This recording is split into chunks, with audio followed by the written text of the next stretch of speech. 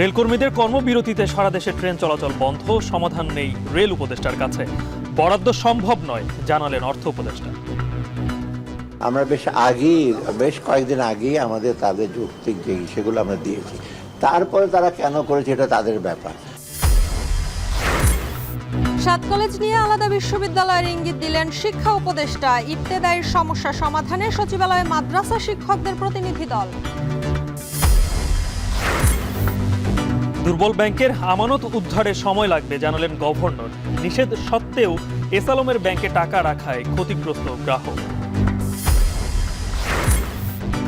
ওমরাহ ভ্রমণ ভিসায় মেনিনজাইটিস টিকা বাধ্যতামূলক করায় বিপাকে হজ এজেন্সি। পর্যাপ্ত মজুদের দাবি ধর্ম মন্ত্রণালয়ের।